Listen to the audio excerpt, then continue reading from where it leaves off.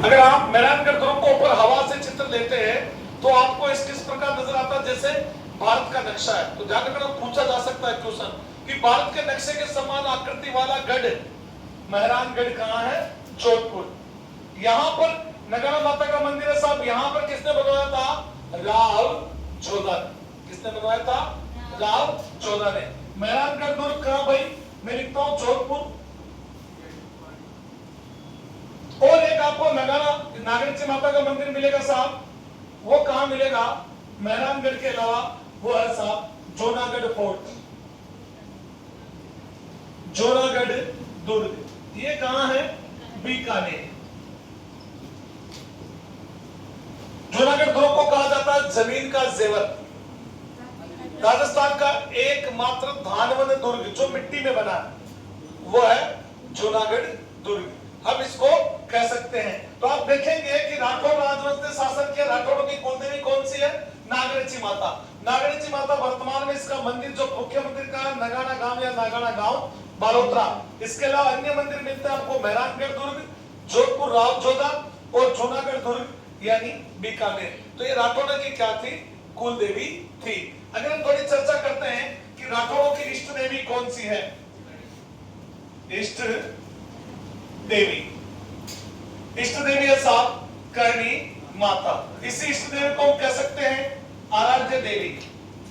आराध्य देवी करणी माता। अगर आप देखेंगे करणी माता का मुख्य मंदिर कहां है भाई? मुख्य मंदिर, और वो है दोस्तों देशनोक बीकानेर। देशनोक बीकानेर। आगे मैं बताऊंगा इसको कि इसका नाम देश ने क्यों रखा। चलो मैं बता देता हूं। देश यानी राव बीका ने अलग देश बसाया। कहां से?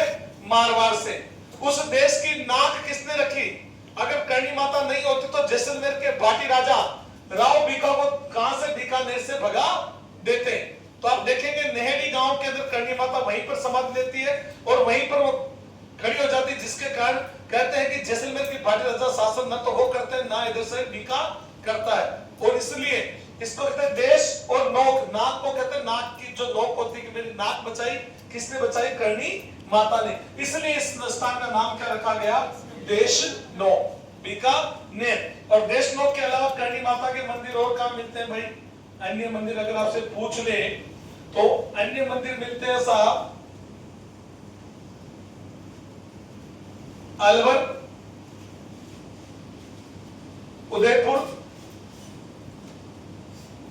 यहां पर इसके अन्य मंदिर मिलते हैं। और हम देखते हैं जोधपुर,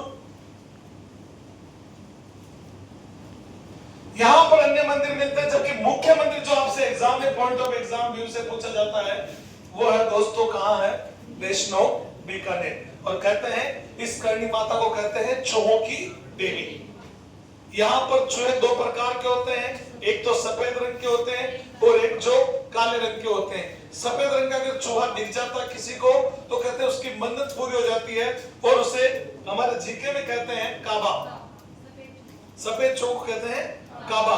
काबा आप जानते हैं इस्लाम के अंदर, इस्लाम धर्म से जुड़ा हुआ मैटर है कि काबा कहते हैं कि हमेशा पूर्व की तरफ जो देखते हैं कहते हैं कि उस तरफ होता है, और जहां मक्का मदीना है जहां उसे कहते हैं काबा।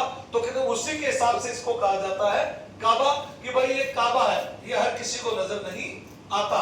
इसके बाद देखिए आप इसको नोट डाउन कर लो कि बीकानेर का इतिहास, राजवंश कौन सा? राठौर राजवंश। कुलदेवी कौन से? नागरेची माता। वर्तमान में कहां? नगाना गांव बालोतरा।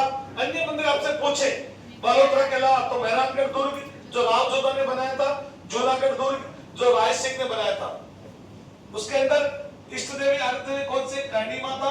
मुख्य मंदिर देशनोक बीकानेर। अन्य मंदिर हम बात करते हैं अलवर, उदयपुर और जोधपुर के अंदर में इसके अन्य मंदिर है। ये नोट डाउन हो गया तो आगे चले? ठीक है, आगे देखिए। अब आप थोड़ी कहानी को समझे कि किस प्रकार बीका कहां से कहां पहुंचा। देखिए मैं एक भूभाग बना रहा हूं। मान लेते हैं कि ये मारवाड़ है साहब। ये क्या है? मारवाड़, जिसको वर्तमान में हम कहते हैं जोधपुर। और मारवाड़ का राजा कौन है? मारवाड़ का राजा है राव जोधा। यानी मारवाड़ जोधपुर को किसने बताया था?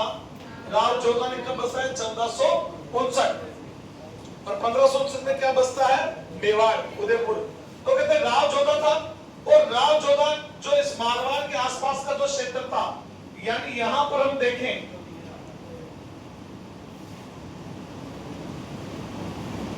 यहां पर इस क्षेत्र को कहा जाता है जांगल, जांगल प्रदेश। क्या कहा जाता है? जांगल प्रदेश। इस जांगल प्रदेश पर किसका अधिकार है? यहां पर है भाटी राजवंश, भाटी राजाओं का। किसका अधिकार है भाई? भाटी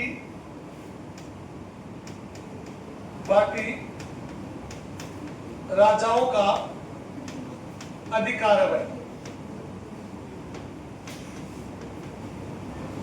मान लो मैं इस पूरा क्षेत्र बना दूं, ये टच हो रहा किससे?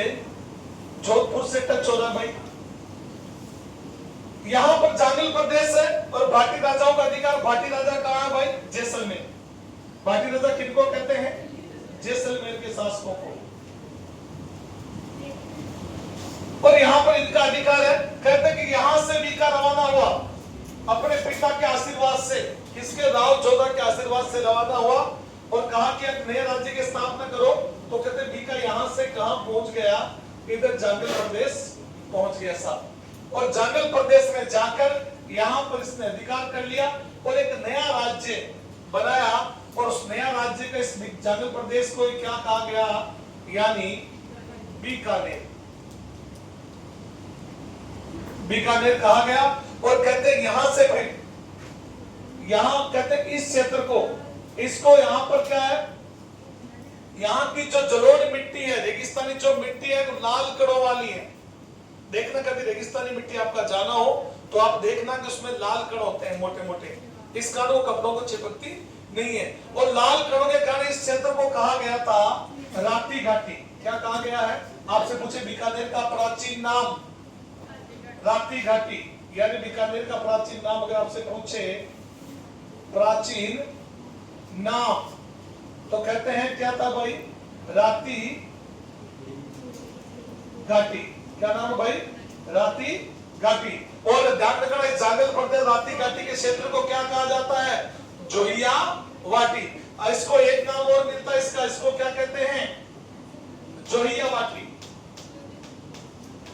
जोहिया वाटी। तो आप ध्यान रखना कि आपसे अगर जांगल प्रदेश आए तो भी बीकानेर, और राती घाटी आए तो भी बीकानेर, और जोहिया वाटी कहे तो भी बीकानेर। यहां पर अगर सर बीका आ गया, और बीका ने यहां पर कहते हैं इस बीकानेर की स्थापना कब की? यानी 1465 ईस्वी में। बीकानेर देश जिसको हम कह सकते हैं, इसकी स्थापना कब की? 1465 में। आगे आप देखेंगे यहां पर एक नगर बनेगा बीकानेर नगर, उसकी कब हो जाएगी? 1488। ये ध्यान रखना। 65 में तो बीकानेर नींव डाली, मगर एक नगर बसा गया, वो राजधानी बनेगी। तो जब ये बीकानेर बनाया, बसाया, तो यहां पर जो बीकानेर राजधानी बनाई, उस राजधानी का नाम क्या था?